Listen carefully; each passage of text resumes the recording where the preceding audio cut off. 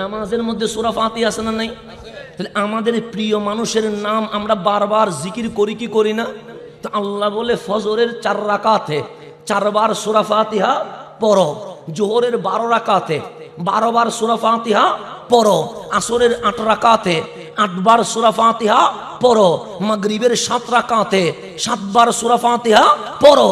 যে কোনো কাজ শুরু করবা ফাতিহা দিয়ে, জিয়ারত করবা ফাতিহা দিয়ে, ফাতিহা দিবা ফাতিহা দিয়ে, মোনাজাত করবা ফাতিহা পড়ে, ইসালে সওয়াব করবা ফাতিহা পড়ে, সব কিছু ফাতিহা।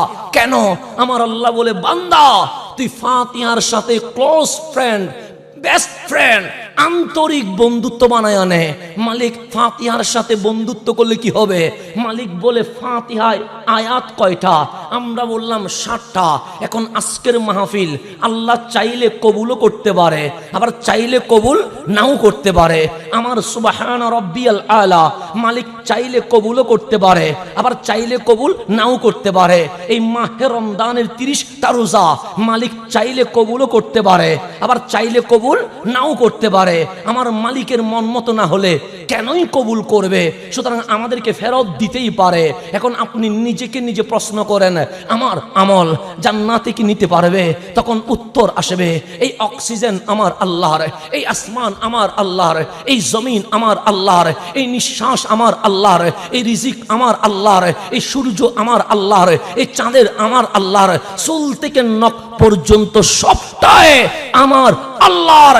এই দুনিয়াতে যা নিয়ামত পেলাম এর বিপরীতে যা ইবাদত করলাম তা তো দুনিয়ার নিয়ামতেরও শুকরিয়া আদায় হয় নাই। হইছে? শুকরিয়া আদায় হইছে? যেমন এই পানিটা কে দিয়েছেন? আল্লাহ দিয়েছেন, কথা ঠিক না? এটা কোনো বিজ্ঞানী দিছে? কোনো মানুষে দিছে? কোনো প্রধানমন্ত্রী দিছে?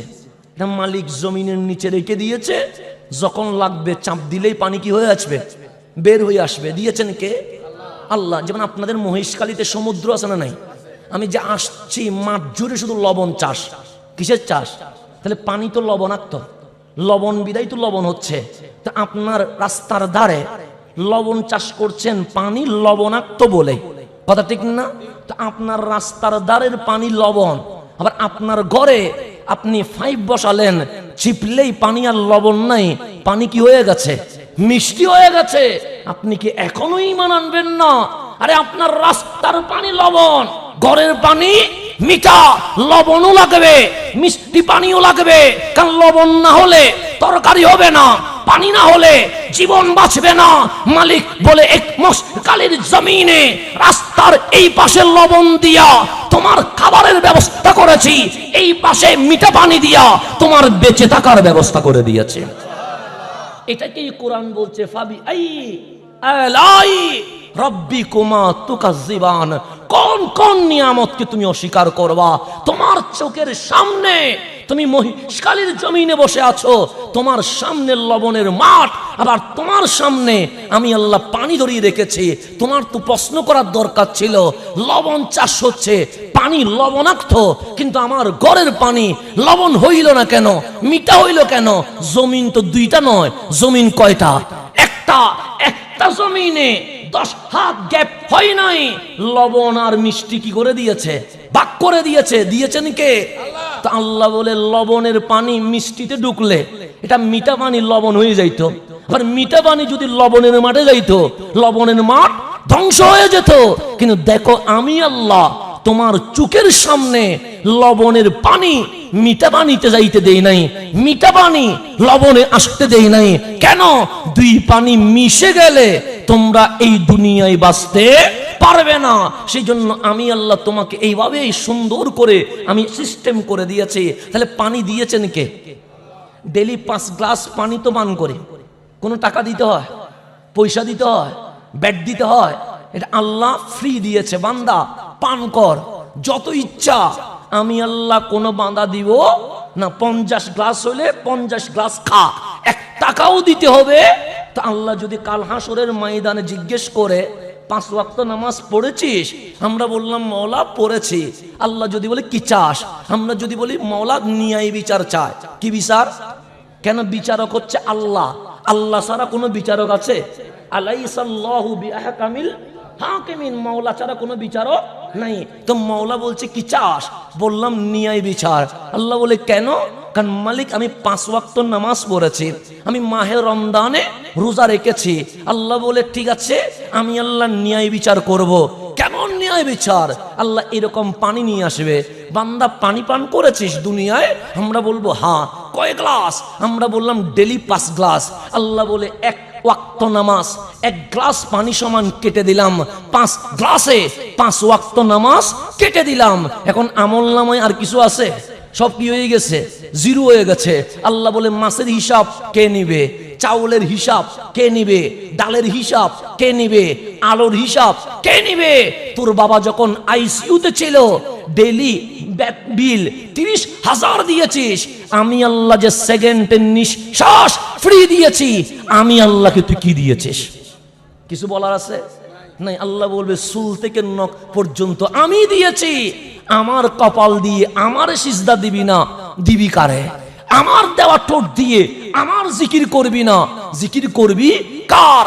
আমার হাত দিয়া আমার তাকবীর দিবি না, দিবি কার? আমার পা দিয়া মসজিদে যাবি না, তো যাবি কোথায়? সুতরাং দুনিয়াতে জান নিয়ামত দিয়েছি, তার চেয়ে তোর ইবাদত কি হয়ে গেছে? কমে গেছে। আমি জান্নাত দিব কেমনে? তাহলে ইবাদত দিয়ে জান্নাতে যাওয়া যায়নি? যাওয়া যায় না বন্ধু, কিন্তু যাওয়া যায় রহমানের রহমানিয়ত দিয়ে, আমার নবীর সুপারিশ দিয়ে জান্নাতে যাওয়া যায়। যখন মালিক দেখবে আমারে চোখ দিয়েছে কোরআন পড়ার জন্য, আমি চোখ দিয়ে সিনেমা দেখেছি।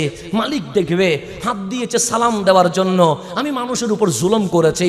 পা দিয়েছে মসজিদে যাওয়ার জন্য, আমি এটা দিয়ে খারাপ জায়গায় গিয়েছি। আল্লাহ বলবে যা, জাহান্নামে চলে যা। ইজহাব ইলান নার। বিচার দিল, বিচারের রায় দিল, কোথায় চলে যা? জাহান্নামে। এখন আপনি গভীরভাবে খেয়াল করেন, সূরা ফাতিহার আয়াত কয়টা? 7টা। জাহান্নামের দরজা কয়টা? 7টা। তো আল্লাহ যখন বলবে ইজহাব ইলান নার, চলে যা কোথায়? জাহান্নামে, আল্লাহর বিচারের উপর কথা বলার কোনো সুযোগ আছে? নাই। আওয়াজ করার সুযোগ আছে? নাই। কোনো শুনানি হবে না, কোনো আদালত আর বসবে না। আল্লাহ বলছে ইজহাব ইলান নার, চলে যা জাহান্নামে। এখন আমি পেরেশান হয়ে গেছি, মালিক তো বিচার করেছে, এই বিচারের উপর রিট করার কোনো সুযোগ নাই। আমি যখন জাহান্নামে চলে যাচ্ছি, আপনি যখন জাহান্নামে চলে যাচ্ছেন, আল কোরআনের পাওয়ার কি দেখেন। ওই যে ফজরের নামাজে 4 বার ফাতিহা পড়েছেন, জোহরের নামাজে 12 বার ফাতিহা পড়েছেন, আসরের নামাজে 8 বার ফাতিহা পড়েছেন, মাগরিবের নামাজে 7 বার ফাতিহা পড়েছেন। আয়াত 7টা। আলহামদুলিল্লাহি রাব্বিল আলামিন জাহান্নামের একটা দরজায় দাঁড়িয়ে যাবে, আর রহমানির রহিম জাহান্নামের আরেকটি দরজায় দাঁড়িয়ে যাবে, মালিক ইয়াউমিদ্দিন আরেকটি দরজায় দাঁড়িয়ে যাবে।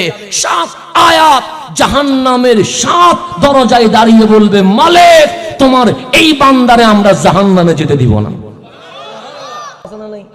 তাহলে 7 আয়াত দাঁড়িয়ে গেছে কার পক্ষে? আপনার পক্ষে, আমার পক্ষে। আল্লাহর ডাক দিয়ে বলছেন মালিক তুমি তারে ইজহাব ইলান নার বলে জাহান্নামী বানায়া দিলা। আমরা কোরআনের সূরা ফাতিহার 7খানা আয়াত 7টি দরজায় দাঁড়িয়ে গেলাম, তারে জাহান্নামে যেতে দিব না। আল্লাহ ডাক দিয়ে বলবে ফাতিহারে আমার বান্দা আমারে রাজি করতে পারে নাই, সেই জন্য আমি আল্লাহ তার জাহান্নাম দিয়ে দিয়েছিলাম। তোমাদের এমন কি হয়ে গেল? 7 আয়াত 7 দরজায় দাঁড়ায়া তারে যেতে দিচ্ছ না, তোমাদের দাবি কি বলো? তখন সূরা ফাতিহা বলবে মালিক ফজরের 4 রাকাত নামাজে 4 বার আমারে পাঠ করেছিল, জোহরের 12 রাকাত নামাজে 12 রাকাত আমাকে পাঠ করেছিল, আসরের 8 রাকাত নামাজে 8 বার আমার নাম উল্লেখ করেছিল। আমরা তোমার কালামুল্লাহ হইয়া আল কোরআনের উম্মুল কিতাব হইয়া তোমার দরবারে সুপারিশ করছি, তারে মাফ করে জান্নাতি বানায়া দাও। সুপারিশ করতে দেরি, সূরা ফাতিহার সুপারিশে আমাদের মতো জাহান্নামীরে মাওলা মুহূর্তে মাফ করে জান্নাতুল ফেরদৌসের বাসিন্দা করে দিবেন। তাহলে কোরআনের পাওয়ার আছে না নাই? সেই জন্য কোরআন বলছে আলোচনা যদি হয় হবে কোরআনের। কিসের আলোচনা?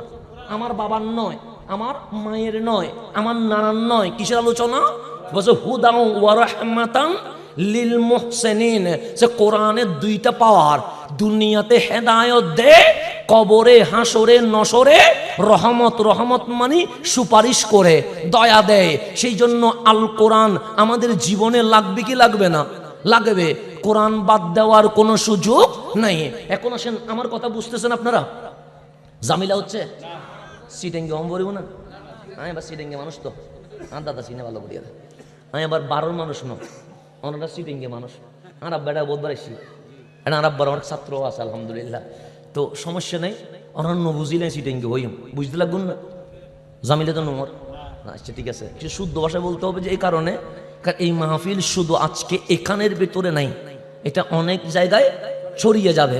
তো যখন সিটেঙ্গে বলবো, কুমিল্লার মানুষ যখন শুনবে, রাজশাহীর মানুষ যখন শুনবে, ওরা মনে মনে বলবে ইবে কি ভাষা আবার, এ তো সাইনাত আর তিনি কঠিন গিয়ে, এত মানুষ কিছু বুঝতো না, কথা ঠিক না? মানুষ বুঝবে না বিদায় আমাদেরকে একটু কি বলতে হচ্ছে, মানে সাধু ভাষা, চলিত ভাষায় বলতে হচ্ছে, যাতে করে সারা বাংলাদেশের দেশে প্রবাসে অবস্থানরত সব মানুষ যেন আল কোরআনের এই বয়ানটা যেন শুনতে পায়। আপনারা বুঝতেছেন এমনি? ঝামেলা তো হচ্ছে না। তো এখন সামনের দিকে যায়, আল কোরআনের ছোট অনেক সূরা আছে, যেমন সূরা কাউসার ছোট সূরা, সূরা ইখলাস ছোট সূরা, এর এমন একটা সূরার নাম সূরাতুল আসর, আছে না নাই? সবাই মুখস্থ জানেন, ওয়াল আসরি ইন্নাল ইনসানা লাফি খুসরিন ইল্লাল্লাযীনা আমানু ওয়া আমিলুস সলিহাত ওয়া তাওয়াসাউ বিল হাক্কি ওয়া তাওয়াসাউ বিস সাবর। সবার জানা আছে কি জানা নাই? আচ্ছা, দেখতে বড় না ছোট? ছোট, কিন্তু ছোট হইলেও আমাদের সিটেঙ্গে ভাষায় একটা প্রবাদ আছে, ধান্য মরিচ দেখতে ছোট হইলেও জাল কম না বেশি? বেশি। তো সূরাতুল আসর দেখতে ছোট কিন্তু তাফসীর এত বড়, যদি এরকম মাহফিল 100টাও যদি করা হয় তারপরেও সূরা আসরের তাফসীর কখনো শেষ হবে না। ইমাম শাফি রাহমাতুল্লাহি আলাইহি নাম তো শুনেছেন, বড় আলেম না ছোট আলেম? আমার মতো আলেম না, না না, কোটি কোটি আলেমদের যিনি উস্তাদ, উনি হচ্ছেন ইমাম শাফি রাহমাতুল্লাহি আলাইহি। উনি বলছেন আল কোরআন যদি হারিয়ে যায়, কোরআন তো কখনো হারাবে না, এরপরেও ইহুদিরা, খ্রিস্টানরা, বিধর্মীরা এই কোরআনকে মুছে দেওয়ার জন্য অসংখ্য ষড়যন্ত্র করছে কি করছে না? কেউ ছিঁড়ে ফেলতেছে, কেউ পুড়ে ফেলতেছে, কেউ মাটির ভিতরে দাফন করে দিতে চাচ্ছে। তো আল কোরআন মুছতে চায়, কিন্তু আল্লাহ বলে হাজার চেষ্টা করলেও কোরআন মুছে দেওয়া যাবে কেন? আমি আল্লাহ নাজিল করেছি, কিয়ামত পর্যন্ত এই কোরআন হেফাজতের দায়িত্ব আমি আল্লাহ নিজেই নিয়ে নিয়েছি। সুতরাং আমরা লাগবে না, আল্লাহ বলে আমি আছি, তোরা থাকলেও থাক, না থাকলেও না থাক, এটা আসে যায় না। লাহাফিজুন, আমি আল্লাহ হেফাজত করব, এতে কোনো সমস্যা নাই। তো এমনি ইমাম শাফি বলছে কিছুক্ষণের জন্য তুমি মেনে নাও, কোরআন কি হয়ে গেছে? হারিয়ে গেছে, মুছে গেছে, কোরআন এখন আর খুঁজে পাওয়া যাচ্ছে না। তো কোরআন যদি নাই দাওয়াত দিবেন কেমনে? কোরআন যদি না থাকে মাহফিল করবেন কেমনে? কোরআন যদি না থাকে হিন্দু পাড়ায় কালিমার দাওয়াত দিবেন কেমনে? কোরআন যদি না থাকে কিরাত পড়বেন কেমনে? ইমাম শাফি বলে সব সূরা যদি মুছে যায়, শুধু একটা সূরা সূরাতুল আসর যদি থাকে, এই একটা সূরা দিয়ে আবার নতুন করে ইসলাম কায়েম করে দেওয়া যাবে। দামি না অদামি?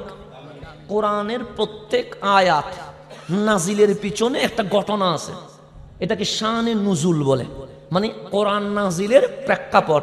আমি আজকে আলোচনা করতে চাইছিলাম অন্য বিষয়, কিন্তু আপনারা যখন মাটিতে বসছেন, আমি এখানে বসে আপনাদের মাটির বসা দেখে আমি আজকের বিষয় কি করে ফেলেছি, চেঞ্জ করে ফেলেছি। আমি বিষয় আনছিলাম এখানে এনে এখন পানি রেখে দিয়েছি।